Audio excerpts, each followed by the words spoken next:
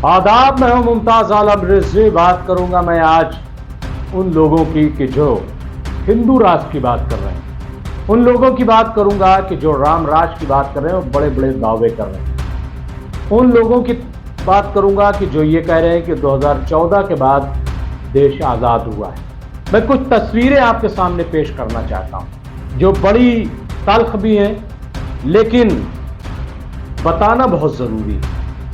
मैं क्यों ये बात कर रहा हूं? मैं मध्य प्रदेश और गुजरात की बात कर रहा हूं। गुजरात में कितने सालों से बीजेपी की सरकार है ये कहने की जरूरत नहीं है, सब आपको मालूम है। मध्य प्रदेश में भी एक मुद्दत से बीजेपी सरकार है, कई टर्म हो गए हैं। दोनों जगहों से एक ऐसी तस्वीरें आई हैं जो वाकई आपके दिल को दहला दें। सबसे पहले अगर मैं बात करूं चित्रकूट की, जो मध्य प्रदेश में है। चित्रकूट से एक राम दरबार है, राम दरबार, जी हाँ, राम दरबार होटल है। वहां से इतनी घिनौनी तस्वीर सामने आई है कि वाकई लगता है कि क्या चित्रकूट, जिसको हम ये कह दें कि धार्मिक जगह है, वो बहुत पवित्र जगह है चित्रकूट की। अगर हम बात करें तो बजरंगबली की बात बहुत होती है, अगर चित्रकूट का जिक्र आता है तो एक तस्वीर उभरती है वहां पे।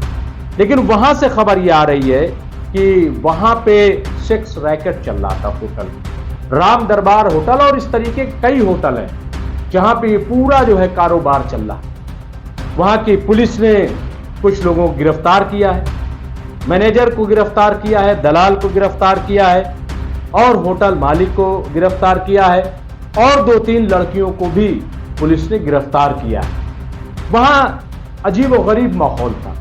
वहां जो लोग जाते थे उनके साथ लूटपाट भी की जाती थी, कहीं घड़ी छीन ली जाती थी, कहीं पैसे ले लिए जाते थे, कहीं चैन छीन ली जाती थी, और इस किस्म की चीजें जो हैं वो पूरे जाल में फंसा करके हो रही थी। बहरहाल अब वो गिरफ्त में है, उनका भांडा फूट गया है, लेकिन ये कारोबार तेजी से चल रहा है। औरतें जो है वहां पे नीलाम हो रही हैं। ये कौन औरतें, कहां की औरतें हैं, कौन इसमें इन्वॉल्व है, कौन इसको देखेगा, कौन इसकी चर्चा करेगा? कहां है धर्म के रक्षक, कहां है बजरंग दल के लोग, कहां है वो लोग जो कश्मीर फाइल्स की बात करते हैं, कहां वो लोग जो केरला स्टोरी पर बात करते हैं? क्या उनको ये दिखाई नहीं दे रहा? क्या इस पर रोक नहीं लगेगी? कहां है धर्म के रक्षक? मैं सवाल करना चाहता हूं। क्यों इनके खिलाफ कार्रवाई नहीं करते? क्यों इनके खिलाफ नहीं बोलते? क्यों इनके खिलाफ निगरानी नहीं? एक भी बयान अभी तक नहीं आया। बवाइला मचाने से क्या राम राज्य कायम हो जाएगा? शोर मचाने से क्या हिंदू राष्ट्र कायम हो जाएगा? ये एक सवाल है। क्यों? और इसमें कौन लोग शामिल हैं? आप देखिए, इसमें जो मालिक है वो सतीश जैन है, मालिक सतीश जैन है, और जो मैनेजर है वो भूपेंद्र परिहार है, और जो दलाल है वो राजू पाल है। ये कैसे नाम है? कौन नाम है? कौन ये सब कर रहा है? क्या इनके खिलाफ कोई एक जुमला भी बोलने की हिम्मत करेगा? क्या इनके खिलाफ कोई आवाज उठेगी? बस शोर मच रहा है। मध्य प्रदेश के ही बागेश्वर धाम है जो बार बार हिंदू राष्ट्र की बात कर रहे हैं, तो क्या हिंदू राष्ट्र और राम राज में ये होगा? धीरेन्द्र शास्त्री जी, जरा इस तरफ भी आप ध्यान दीजिए। जरा कहिए हुकूमत से कि ये जो चीजें चल रही हैं समाज को बिगाड़ने वाली, इन पर भी रोक लगाई जाए। अब मैं गुजरात की बात करता हूं। गुजरात से भी एक दिल दहलाने वाली खबर आई। गुजरात में एक औरत ने खुदकुशी कर ली क्योंकि उसका शौहर मर गया था। जब शौहर की मौत हो गई तो उस औरत पर दबाव डाला गया सती प्रथा के लिए। आप सोच सकते हैं ये कौन सा राम राज आ गया भाई? ये कौन सा हिंदू राष्ट्र बनाया जा रहा है? ये कौन सा नया भारत बनाया जा रहा है जहां पे सती प्रथा के लिए एक औरत को मजबूर किया जा रहा है? मैं गुजरात की बात कर रहा हूं। ये अहमदाबाद के साबरमती नदी में उस औरत ने कूदकर जान दे दी। अहमदाबाद की बात है, आप सोचिए जरा से, जहां पे बड़ी बड़ी बातें होती हैं, बड़े बड़े वादे होते हैं, बड़े बड़े कारनामे गिनाए जाते हैं, उसी साबरमती नदी में एक विधवा औरत जो है कूदकर जान दे देती है क्योंकि उस पर प्रेशर किया जाता है कि तुम सती क्यों नहीं होती हो।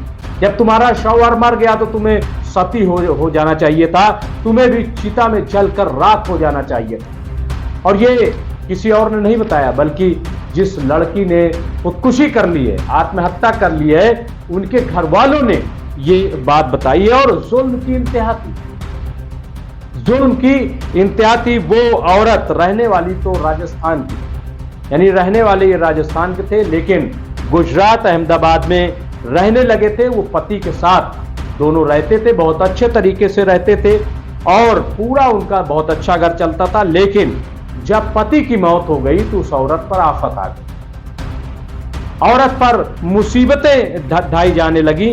और यही नहीं, बल्कि जो पुलिस की रिपोर्ट है उसमें और जो शिकायत दर्ज की गई है उसमें यह कहा गया है कि दरअसल पूरा मामला पैसे का भी। अब आप देख लीजिए, कहने का यह है कि इंश्योरेंस के पैसे तकरीबन 54 लाख रुपए थे, जो दोनों के नाम थे, यानी पति और पत्नी के नाम। जब शौहर की मौत हो जाती है, पति की मौत हो जाती है, तो घर भी दोनों के नाम था, जो गुजरात में। तो अब उसके बंटवारे की बात आने लगी। जो पति के घर वाले यानी ससुराल के लोग जो है उस औरत पर दबाव डालते हैं कि इसको आधा आधा किया जाए, आधा हमें दिया जाए। इसी तरह इंश्योरेंस का पैसा जो 54 लाख है उसको भी आधा लेने की मांग होने लगी और इस तरह से झगड़ा बढ़ता गया, ये शिकायत में कहा गया है। लेकिन ये अहम नहीं है, अहम ये है कि आखिर सती प्रथा की बात बार बार क्यों की गई, क्यों इतना मजबूर कर दिया गया कि वो लड़की जो है, वो औरत जो है, वो साबरमती नदी में कूदकर अपनी जान दे दी। अब जान दे दी या जान ले ली गई, ये भी अभी तशवीश का मामला है, ये भी अभी जांच का विषय है। इस पूरे मामले की जांच हो रही है। लेकिन मैं आपको बताऊं कि न जाने कितने केस आ रहे हैं। खुद मोदी सरकार में बताया गया है कि औरतों के साथ किस तरह के जुल्म हो रहे हैं, किस तरह की ज्यादती हो रही है। ये गुजरात ही की तस्वीर है। आप यक्सा सिविल कोड की बात करते हो, आप ट्रिपल तलाक की बात करते हो, आप सजा देने की बात करते हो, लेकिन सवाल यह है कि यह क्या है, इस पर क्या कोई एक लफ्ज बोलेगा? क्या इस पर किसी की जबान खुलेगी? ये कौन सा राष्ट्र बन रहा है? ये कौन सा धर्म जो है वो लाया जा रहा है कि जहां पे फिर से सती प्रथा की बात हो रही है, जहां औरतें जो है वो खुदकुशी करने के लिए मजबूर है। एक तरफ वेश्यावृत्ति, आप सोचिए कि अगर लड़कियां जा रही, ये बताया गया है वहां पे जो गिरफ्तार हुए लोग वो चित्रकूट में, वो बता रही हैं, उन लड़कियों ने बताया है कि यहाँ से कई जो है संस्थानों से, एजुकेशन जो इंस्टीट्यूट है वहां से भी लड़कियां यहाँ आती हैं। अब आप बताइए कि ऐसा क्यों हो रहा, कौन इसका जिम्मेदार है? इसका जिम्मेदार सरकार है, बेरोजगारी है, महंगाई है। लोग क्या करें, लड़कियां भी मजबूर हैं और इस तरीके के धंधे में वो कूद रही हैं। लेकिन हम बड़ी बड़ी बातें बस कर रहे हैं, हवा में बातें कर रहे हैं, राम राज कायम कर रहे हैं, धर्म राज कायम कर रहे हैं, हिंदू राज कायम कर रहे हैं। कहां है हिंदू राज, कहां है धर्म? मैं इसीलिए कह रहा हूं, जो बुनियादी, मैंने अभी स्टोरी चलाई थी कि आप जाकर के जमुना जी देख लीजिए, नाले में तब्दील हो गई। आप जाके गंगा जी देख लीजिए, नाले में तब्दील हो गई है। सफाई की बात हो रही है, ये गंदगी नहीं तो और क्या, इस समाज की गंदगी कैसे दूर होगी? आज पढ़ी लिखी लड़कियों को नौकरी नहीं मिल रही है, पढ़ी लिखी लड़कियों की शादियां नहीं हो रही हैं क्योंकि रोजगार नहीं। जब रोजगार नहीं है तो शादी कैसे हो? मां बाप परेशान हैं और ऐसे में इस तरह के धंधे में लड़कियां उतर रही हैं। लेकिन राम राज कायम हो रहा है, बड़ी बड़ी बातें हो रही हैं। मैं इसीलिए कह रहा हूं कि यह बहुत ही अफसोसनाक है, बहुत ही दर्दनाक है। चाहे लड़कियों का वैश्यावृत्ति में जाना हो, सेक्स वर्कर बनना हो, या फिर आत्महत्या करना हो, खुदकुशी करना हो। न जाने कितनी खुदकुशी रोज होती है। आप रिपोर्ट उठा करके देख लीजिए, सरकारी रिपोर्ट देख लीजिए, और नौजवानों की तादाद उसमें बहुत ज्यादा है। लेकिन हम बातें करेंगे, काम नहीं करेंगे, वोट चाहेंगे, कुर्सी चाहेंगे, लेकिन हम कुछ नियम नहीं बनाएंगे। क्या ऐसे चलेगी सरकार? क्या ऐसे बनेगा राम राज? क्या ऐसे बनेगा हिंदू राज? ये बहुत बड़ा सवाल है और इसका जवाब जो है आप ही को देना होगा कि जो हुकूमत में बैठे हुए लोग। बहुत बहुत शुक्रिया।